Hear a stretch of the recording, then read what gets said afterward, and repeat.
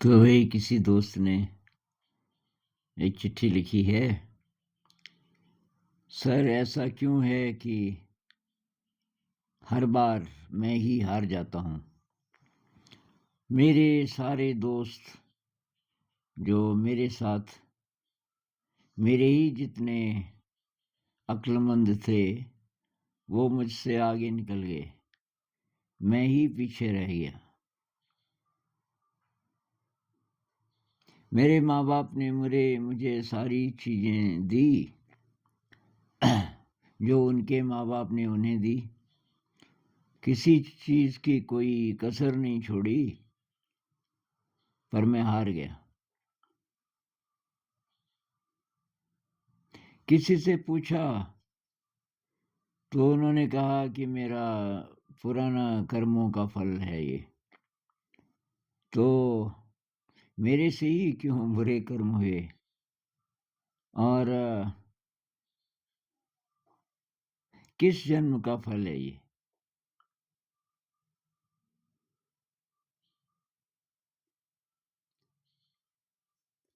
और मैं चाहूँ तो ये फल मुझे अगले जन्म में क्यों नहीं मिल सकता। मेहनत की, सब कुछ छोड़ा, फिर भी मैं ही क्यों हार गया। अपने आप को एक हारा हुआ इंसान की तरह देखता हूँ। सब अपने माँ बाप को प्राउड फील करवा रहे हैं। मैं ही अपने माँ बाप को कुछ नहीं दे पाया। टीचर से पूछा तो उन्होंने कहा कि तुम्हारा दिमाग उनके जितना तेज नहीं है। तो भगवान ने मुझे ही कमजोर क्यों बनाया। क्या मैं बाकियों की तरह भगवान का बेटा नहीं। मैं ही क्यों हार गया।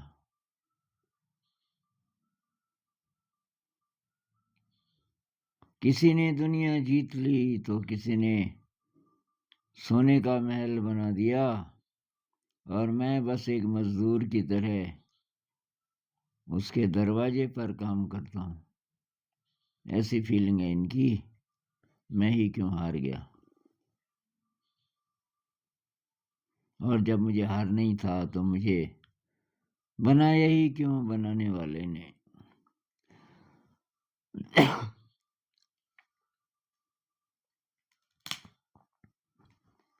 तो भाई, आपकी फीलिंग तो मुझे समझ आ रही है, लेकिन मैं इस बात से सहमत नहीं हूँ कि जिनको आप जीत गए बोल रहे हो ना, जो मतलब पास हो गए होंगे परीक्षा में, कॉम्पिटिटिव एग्जाम में नौकरी मिल गई होगी।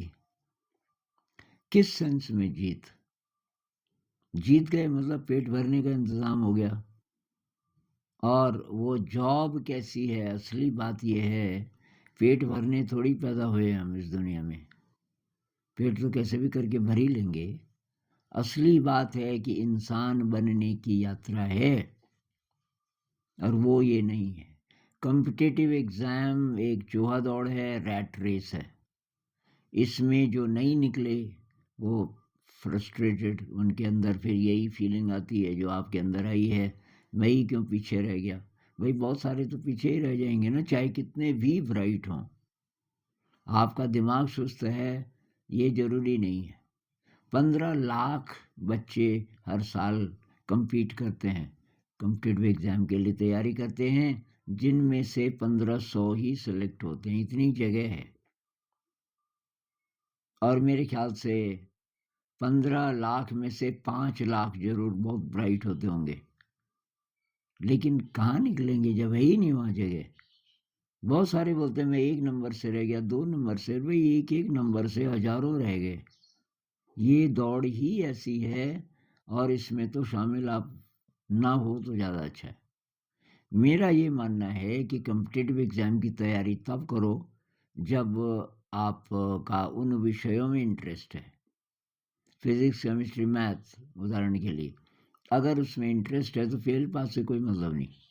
और आपके पास कुछ है इंतज़ाम, फाइनेंशियली आप इंडिपेंडेंट हैं, कुछ और आपके पास इंतज़ाम है, तो इसलिए आपका ये सपना नहीं है कि मैं पास हो जाऊँगा कॉम्पिटिटिव एग्ज़ाम में, जॉब मिलेगी और तभी मेरी ज़िंदगी चलेगी।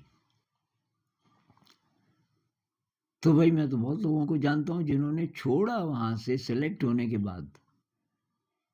एक साथी हमारे साथ भी हमारी टीम में, उन्होंने छोड़ा, टॉप किया वहाँ और बस वो सेलेक्ट भी हो गए थे पर उनके पेट में एकदम सिंकिंग फीलिंग, क्योंकि वो अध्यात्म में बहुत उनकी रुचि है। तो उन्होंने पता किया कि जो निकल जाते हैं उनकी ज़िंदगी कैसी होती है, वो और भी मिज़रेबल, क्योंकि क्रिएटिविटी वहाँ होती नहीं। उनमें से जो सेंसिटिव होते हैं वो वहाँ मिज़रेबल होते हैं। जो सेंसिटिव नहीं हैं, निकल गए लेकिन सेंसिटिविटी नहीं है, क्रिएटिविटी उनके अंदर बहुत कम है और इंसान की यात्रा है नहीं ज़्यादा। वो किसी तरह रह लेंगे वहाँ क्योंकि उनको पैसा ही चाहिए था, वो मिल गया। जिसकी मंजिल केवल पैसा है, कि पैसा मिल जाए, कितना भी स्ट्रेस हो जॉब में कोई बात नहीं है, वो तो भाई इंसान है ही नहीं।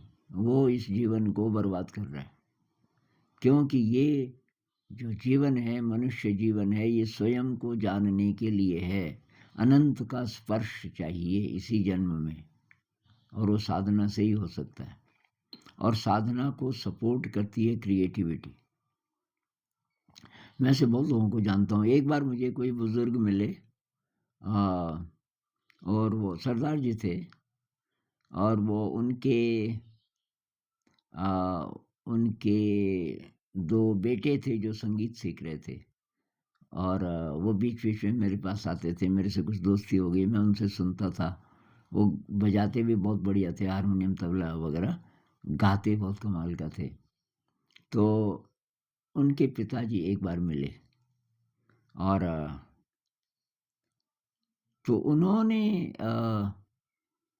उनका संगीत में शौक था बहुत ज़्यादा, और ये जब ये बात आई कि भई नौकरी, तो उन्होंने कहा कि भई नौकरी तो मैं कर लूँगा, लेकिन तब जब मुझे पूरा टाइम मिले संगीत के लिए, मतलब प्रैक्टिस करने का टाइम मिले, रियाज़ करने का टाइम मिले, और बीच-बीच में कहीं मैं जाऊँ, जैसे गुरुद्वारे में जाऊँ शबद गाने के लिए, तो मैं जा सकूँ। ये ऐसा अगर हो सकता है तब अलग बात है। ऐसा जॉब कहाँ मिलेगा? भई जॉब में तो बहुत ज़्यादा स्ट्रेस है ना।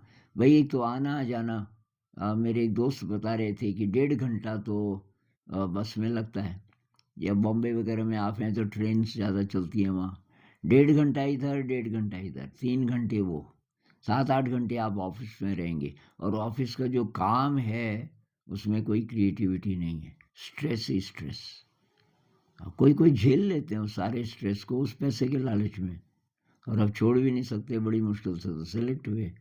कई लाख रुपए खर्च करके सेलेक्ट हुए, अब छोड़ देंगे जॉब तो लोग हँसेंगे, इस डर से, या और फिर ये भी कि फिर तो कुछ और करना पड़ेगा, बेइज़्ज़ती हो जाएगी वगैरह-वगैरह। तो भई आपको ये मौका नहीं मिला, इसको पॉज़िटिवली भी आप ले सकते हो कि कुछ और तरीका। ख़ैर मैं वो कहानी आपको सुना रहा था, तो वो सरदार जी को नहीं मिला कोई ऐसा काम, उन्होंने नहीं की। जॉब नहीं की, लेकिन उनको पैसा तो चाहिए था। मतलब उनके परिवार की ऐसी स्थिति नहीं थी कि उनको छोड़ देते कि भाई बेटा ठीक है तो संगीत ही सीख और रियाज़ कर ले, और तो पैसे भी कमाने ज़रूरी थे, तो क्या करे? उसने ये जो मकान बनते हैं जहाँ, वहाँ काम करना शुरू कर दिया। हट्टा-कट्टा नौजवान थे उस समय। तो और धीरे-धीरे वो ध्यान से देखने लगे, ये मिस्त्री को ज़्यादा पैसे मिलते हैं, बजाय और लोगों के जो उनके साथ होते हैं, कि ये कैसे ईंट रख रहे हैं, कैसे ये उसके लिए गारा बनाते हैं, ये बनाते हैं, मसाला बनाते हैं। और धीरे-धीरे वो एक मिस्त्री से उन्होंने दोस्ती की, और कोई छोटा-मोटा काम कि भाई ये 2-4 मैं लगा दूँ, 2-4 ईंटें, कि यार तू खराब मत कर देना, कि नहीं खराब होगा तो उजाड़ देंगे, अब कोई तो देख नहीं रहा। अच्छा कि चलो मालिक तो नहीं है आस-पास, चल लगा दो, और धीरे-धीरे वो सीख गया। और सीखा तो तब और चीज़ें सीखने लगा, बीम कैसे डालते हैं और ये छत कैसे डालते हैं वगैरह-वगैरह सारी चीज़ें। अभी तब वो मतलब ख़ास असिस्टेंट बन गया एक मिस्त्री का। वो मिस्त्री तब अब उसका व्यवहार भी बहुत अच्छा था।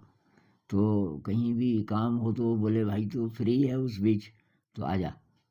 और धीरे-धीरे वो खुद ही मिस्त्री बन गया। तो वो मुझे बता रहे थे जिस जगह वो मुझे मिले, एक कोई गुरुद्वारा था किसी शहर में उसके आस-पास। एक बिल्डिंग थी बड़ी दुमंजिला पुरानी-सी। कहने लगे ये बिल्डिंग मैंने बनाई और बहुत साल पहले, अभी वो बिल्डिंग भी पुरानी हो गई थी। तो इन्होंने वहाँ से शुरू किया, मिस्त्रीगिरी। तो अब पैसा तो वहाँ से आ जाता था। ये मिस्त्रीगिरी से काफ़ी पैसा आ जाता था। उनका लाइफ़स्टाइल बहुत सिंपल था और तो फिर शादी हो गई, बच्चे हो गए और साथ-साथ ये रियाज़ करते थे। इनको टाइम मिल जाता था काफ़ी क्योंकि वो मिस्त्रीगिरी का जो काम है वो महीने में मतलब हमेशा तो नहीं होता था, बीच-बीच में टाइम मिलता था और रोज़ भी कुछ घंटे वो निकाल ही लेते थे अपने लिए और प्रैक्टिस करते-करते संगीत की, अब वो गुरुद्वारे में गाने लगे। धीरे फिर उनके बच्चे बड़े हो गए, फिर बच्चे सँभालने लग गए, फाइनेंशियल जो भी रिस्पॉन्सिबिलिटीज़ थी और ये तब बस अभी उस समय जब मैं उनको मिला, तो वो बहुत बड़े गायक माने जाते थे और दूर-दूर के जो गुरुद्वारा हैं, वहाँ से उनको इन्विटेशन मिलता था और उनके ये जो 2 बच्चे थे, बच्चे क्या 20s में होंगे शायद, दोनों कमाल के, तो ये तीनों लोग जाते थे। उनके 2 बड़े और बच्चे थे, वो कुछ और करते थे। तो भई ऐसे भी लोग हैं। एक मुझे और भाई साहब मिले, तो उन्होंने चक्की लगाई हुई थी। ये जो आटे की चक्की होती है ना, आटा, मसाले वगैरह। तो खूब पढ़े लिखे, कहने लगे कि यार नौकरी में गुलामी है, वहाँ बैठे रहो। मुझे तो बैठना पसंद ही नहीं है, मैं एक्टिव रहना चाहता हूँ शरीर से और कुछ लगता ही नहीं कि मेरा योगदान भी है कहीं। अब वो कागज़ का काम है, सैलरी मिल रही है लेकिन मैं कर क्या रहा हूँ? एक्चुअल प्रोडक्शन कुछ दिखता नहीं। तो कि मैंने सोचा मैं चक्की लगा देता हूँ। अब ये लोगों से इंटरैक्शन होता है, लोग आते हैं, मुझे खुशी होती है, इनका गेहूँ पीस रहा हूँ मैं। ये भी खुश और मेरा खर्चा निकल जाता है इससे। बहुत सारे काम हैं जो आप कर सकते हो। एक और भाई कहने लगा, बहुत ज़्यादा प्रेशर था मेरे पे कॉम्पिटिटिव एग्ज़ाम के लिए, शायद 1-2 बार फेल भी हो गया था और पेरेंट्स ने बोला कि नहीं तुझे करना ही करना है, फिर कर। अब उसका इंटरेस्ट बिल्कुल था नहीं। अब वो ठीक से बोल नहीं पाया अपने माता-पिता को कि ये मैं नहीं करूँगा, ये मेरा दिमाग ही नहीं चल रहा है इसमें। क्योंकि वो पीछे पड़े हुए थे, तुझे करना ही करना है। पिताजी बहुत कड़क थे और उसको बहुत डर लगता था। तो उसके एक मामा जी थे और वो मामा जी का होटल था। तो अब वो एक दिन मामा जी को मिलने चला गया, बहुत परेशान उस दिन और मामा जी ने बोला, "क्या हुआ?" मामा जी उसको काफ़ी टाइम से बोल रहे थे कि, "बेटा तू जब 12 पास हो जाएगा ना, तू मेरे साथ आ जा। अरे! यहाँ खूब पैसा है और सब ठीक है, अपना होटल है।" पर अब उसके तो कई साल बर्बाद हो गए थे कॉम्पिटिटिव एग्ज़ाम की तैयारी में और अपने मन से नहीं।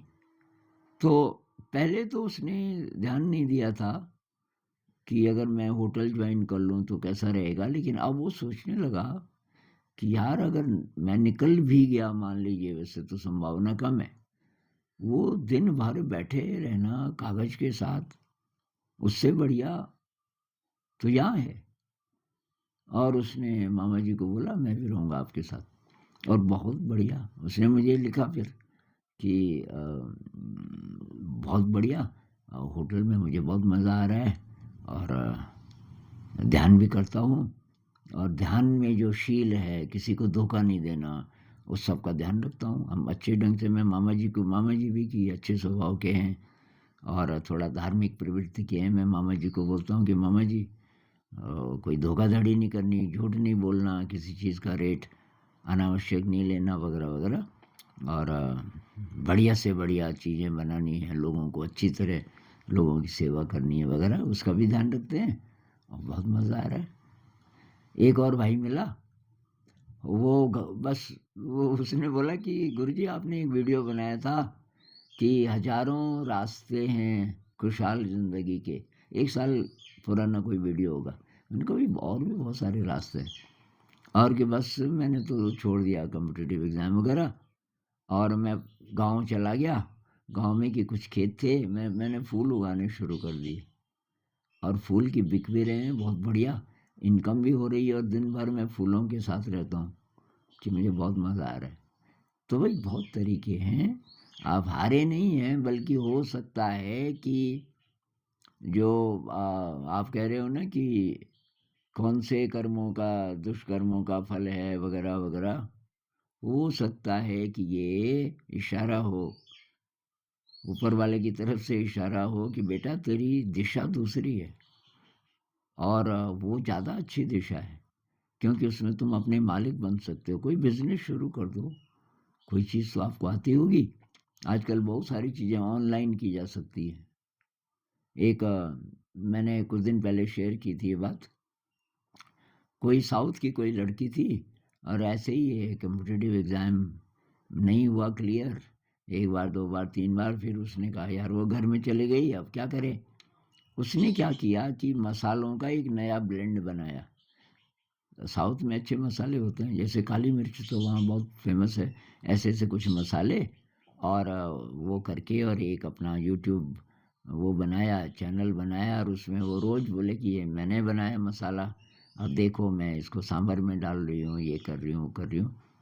और उसके लिए फिर वो डिमांड आने लगी कि आप इसको अगर बेच सकती हो तो, और उसने बेचना शुरू कर दिया ऑनलाइन, और धीरे धीरे 1 डेढ़ साल में उसको 4 5 और लोगों की अब ज़रूरत पड़ने लगी, 4 5 और सहेलियाँ, बिजनेस बहुत बढ़िया घर में। तो बहुत रास्ते हैं भाई, उदास निराश होने की ज़रूरत नहीं है, बल्कि ये अपॉर्चुनिटी है। छोड़ो इसी कॉम्पिटिटिव एग्ज़ाम की लाइन को, ये मेरी नज़र में भाई अच्छी लाइन नहीं है, इसमें धोखा ही धोखा है, निकल गए तब भी धोखा है। अब मेरे लिए तो बहुत सारे कमेंट्स आते हैं कि जॉब तो मिल गई पर मैं तो बहुत उदास हूँ, इसमें कोई क्रिएटिविटी नहीं है, और स्ट्रेस है बहुत ज़्यादा है। कई कॉरपोरेट सेक्टर में चले जाते हैं और बहुत उदास। एक तो इंग्लैंड से आया छोड़ के, और वो मुझे लिखता रहता था कि मैं बहुत परेशान हूँ बहुत। मैंने कहा बहुत ज़्यादा फाइनेंशियल रिस्पॉन्सिबिलिटी है क्या? उसने कहा ऐसा तो नहीं है, मतलब मैं छोड़ भी दूँ जॉब तो कोई ख़ास फ़र्क नहीं पड़ेगा, परिवार तो ठीक ठाक है। मैंने कहा छोड़, और छोड़ के आ गया, मुझे मिलने आया था, और मैंने एक वीडियो भी बनाया उस पर। तो अब मैंने कहा भाई अब यहाँ तो कुछ भी ढूंढ, कोई भी काम, और तेरे पे डिपेंडेंट तो कोई है नहीं फाइनेंशियली, तो तेरे पास टाइम है, कुछ क्रिएटिव करो। तो भाई थोड़ा सा इस दिशा में सोचो, ये निराश होने वाली बात नहीं। थोड़ा ध्यान करो, ध्यान करने से मन शांत रहता है, और कुछ इंसाइट्स आते हैं, मतलब किधर जाना है, कौन सी दिशा है, उसमें आपको फैसला करने में थोड़ा ज़्यादा मदद मिलेगी अगर आप रोज़ ध्यान करो। विपस्सना मेडिटेशन जो मैं रिकमेंड करता हूँ, उसकी प्रैक्टिस कर लो रोज़, और मेरे लाइव वाले सेक्शन में जाना आप, उसमें 20 से ज़्यादा गाइडेड मेडिटेशन के वीडियोस हैं, वो 2 4 देख लेना, उनमें से कोई बहुत अच्छा लगे उसको लगा दो, और जैसी जैसी इंस्ट्रक्शन है उसको फॉलो करो, ध्यान करना शुरू करो, और आप फ़र्क महसूस करोगे कुछ ही हफ्तों में। तो फिर और बात करेंगे। नमस्कार।